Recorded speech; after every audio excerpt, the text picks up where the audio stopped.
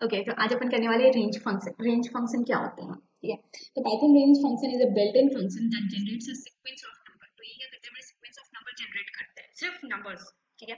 It is commonly used in for loops to iterate over sequence of number. तो ये किसके साथ commonly काम करते हैं, फॉर लूप के साथ, ठीक है।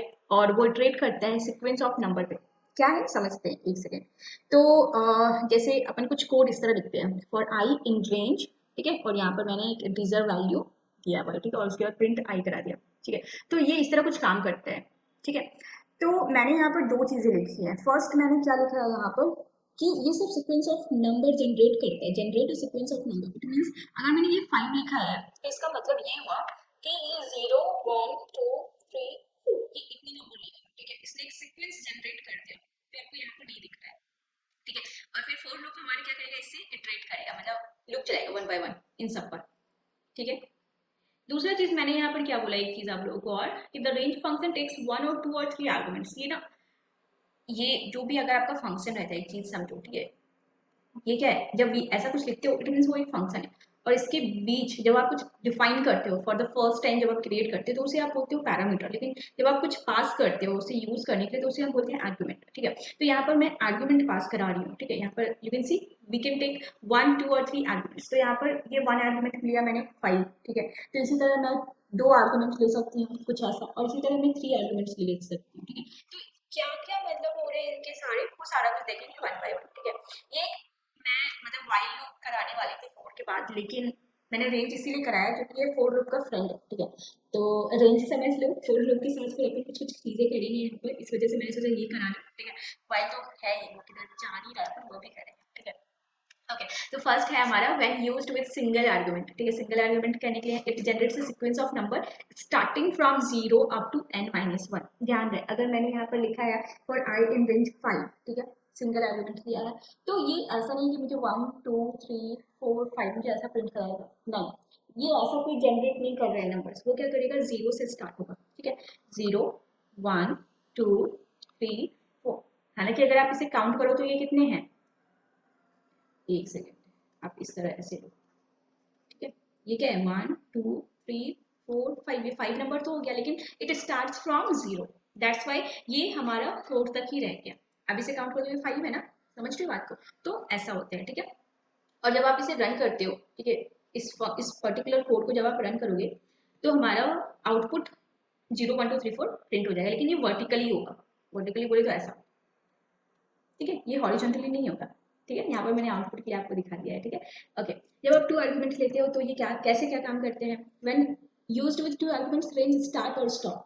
इसका मतलब होता है कि स्टार्ट कहाँ से करना है, स्टॉप कहाँ से करना है। यहाँ पर हमें सिर्फ पता था कि हमने दिया था स्टॉप कहाँ तक होना है, ये समझ रहे हो, स्टॉप कहाँ तक होना है। स्टार्ट तो वो अपने मन से 0 से ही होगा, आप चाहोगे 5 से स्टार्ट होना है, ठीक है। अरे, तो यहाँ पर हमने स्टार्ट भी बता दिया और स्टॉप भी बता दिया। तो इसे कैसे लिखेंगे, फॉर आई इन रेंज मैंने बताया कि 2 से स्टार्ट करो और 7 पे स्टॉप हो जाओ, तो वो क्या करेगा, 2 3 4 5 6, ठीक है। देखो ये हमारा क्या है, 1 2 3 4 5, ठीक है। ये हमारे नंबर इस टाइप से प्रिंट हो जाने हैं। ये ऑलवेज रिमेंबर हमारे ये n-1 तक ही रहेगा। अगर 7 किया है ना तो 7 - 1 6, ये यहाँ तक ही प्रिंट करेगा, ठीक है।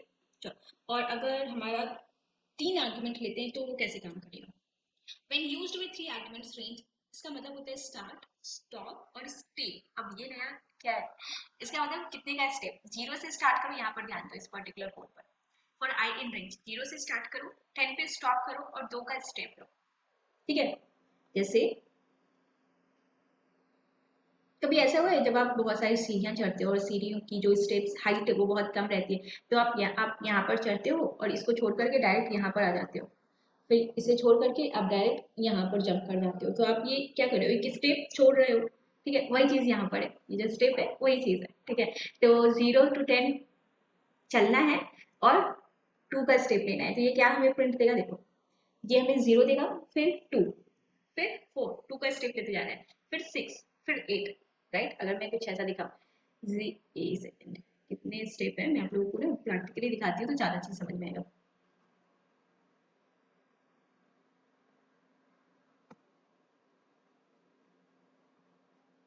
ये हमारा 0 1 2 3 4 5 6 7 8 9 10।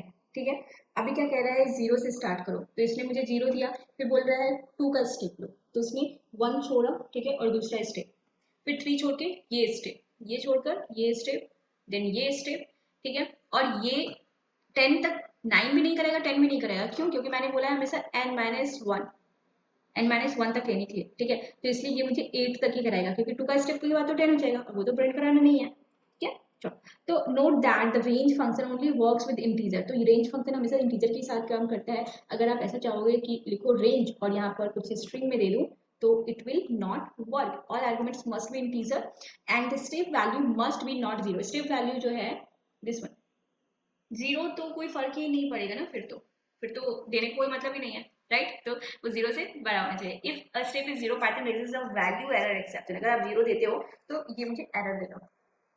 और क्या चीज का ध्यान रखना है, remember that range return a sequence of number and not a list, वो सीक्वेंस ऑफ नंबर देता है मुझे रिटर्न, नॉट लिस्ट, लिस्ट नहीं, ठीक है। If you need to convert it to a list, you can use the list function, तो अगर आपको लिस्ट में कन्वर्ट कराना है तो आप लिस्ट फंक्शन का यूज टाइप कास्ट करके करा सकते हो सिंपली, ठीक है। अब इसे प्रैक्टिकली सकते हैं क्या होता है।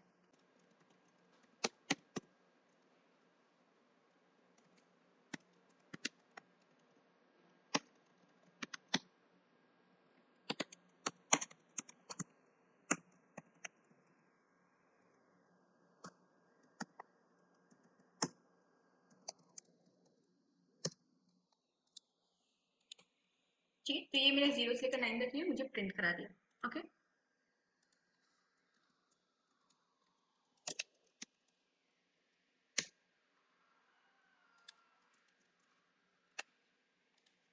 यू कैन सी, तो ये मेरा यहाँ पर इस तरह प्रिंट हो गया, ओके। आप कुछ भी चाहो तो यहाँ पर करा सकते हो, सम मल्टीप्लिकेशन व्हाटएवर, कोई भी ऑपरेशन बड़ा से बड़ा अपन देखेंगे धीरे धीरे सारा कुछ, अभी चीज़ों को आसान तरीके से पहले समझो, ठीक है। चलो, तो और क्या करा सकते हैं, ये था हमारा फर्स्ट आर्ग्यूमेंट, ठीक है, तो यहाँ पर मैं लिख देती हूँ,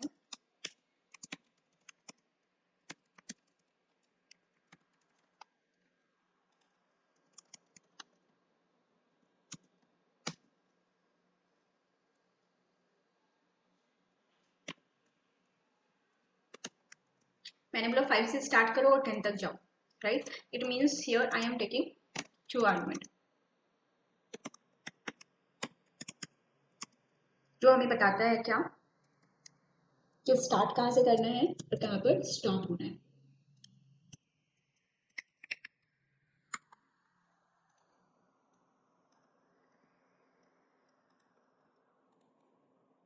इसने 5 से स्टार्ट करा, 9 तक हमें प्रिंट करा है, ठीक है। अब हमें लेना है 3 argument,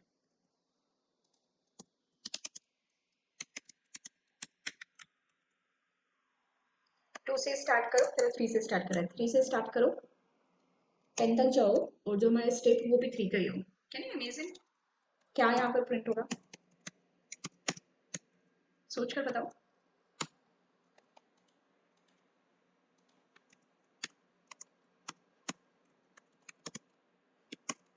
taking 3 argument, it means start, stop, tick, ठीक है,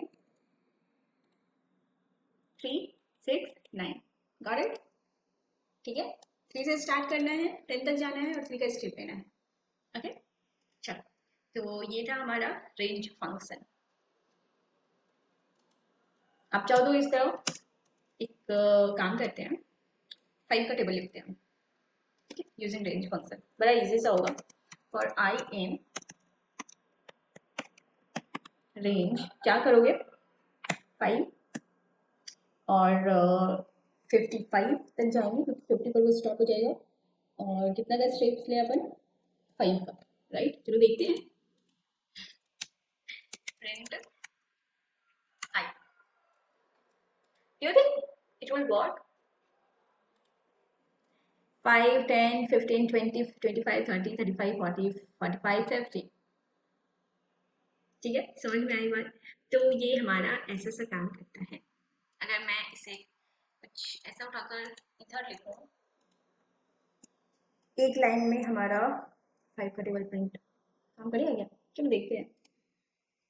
यस ऑफ कोर्स, बिल्कुल काम करेगा, या यू कैन से, ठीक है। तो पाइथन की एक सबसे खास बात ये है कि आपकी जो कोड है ना उसे वो बहुत मिनिमाइज कर देता है, बहुत कम कोड में ही आपके काम कर देता है, ठीक है। चल, तो ये था हमारा रेंज फंक्शन, ठीक है। एक छोटा सा सम प्रोग्राम करते हैं अपन रेंज फंक्शन का यूज करते हुए, ठीक है। सम ऑफ 10 नंबर, फर्स्ट 10 नंबर, ठीक है। चलो देखते हैं कैसे करेंगे। तो मैं यहाँ पर लेती हूँ सम इज इक्वल टू 0 मैंने लिया हुआ है, एंड फॉर आई इन, एक सेकेंड, इन रेंज, मैंने बोला फर्स्ट 10 नंबर, तो मैंने यहाँ पर लिखूंगा स्टार्ट करो 1 से एंड स्टॉप हो जाओ 11 पर, तभी तो वो फर्स्ट 10 नंबर लेगा, रिमेंबर। और फिर यहाँ पर आओ एंड उसके बाद मुझे सम कराना है, ठीक है। तो सम मेरा क्या, मैंने 0 लिया हुआ है, ठीक है। तो सम प्लस आई, अब ये यहाँ पर कैसे का काम करेगा वो समझो। तो सम 0 है, ठीक है, और यहाँ पर सम 0 है, ठीक है। ये वेरिएबल है मेरा, ठीक है।